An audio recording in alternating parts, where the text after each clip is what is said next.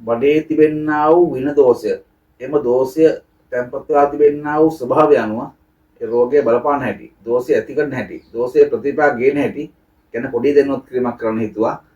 අද මාතෘකාව කරගත්ත ඇත්තටම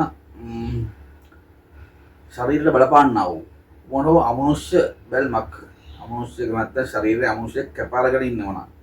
කාලයක් සිට කල් ගතවීම තුළ බඩේ අජීර්ණ හට ගන්නවා.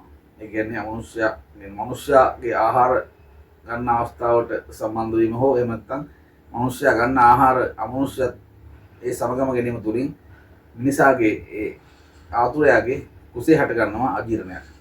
ඒ අජීර්ණය සාමාන්‍යයෙන් දෝෂය කපා ඉවත් කළත්, ඒ අමනුෂ්‍ය ඉවත් කළත් කාලයක් සිට පැවතියා නම් අනිවාර්යෙන් බඩේ අජීර්ණයක් හට ගන්නවා. ඒ අජීර්ණය අර දොස් කපා ඉවත් කළා කියලා තිබුණ රෝග ලක්ෂණ, බඩේ රෝග ලක්ෂණ නැත්නම් කැසීම ආදී තියෙන රෝග ලක්ෂණ නැත්නම් කොන්දේ අමාරු ආදී හට ගන්නා වූ ඒ බඩේ තැන්පත් වූ අජීර්ණ නිසා හට ගන්නා වූ අනිකුත් රෝග බන්ධන කපා ඉවත් කළා කියලා ඉක්මනින්ම නැත්නම් ඉක්මනින් ක්ෂණිකයෙන් දින කිහිපකින් වගේ සුව වෙන්නේ නැහැ.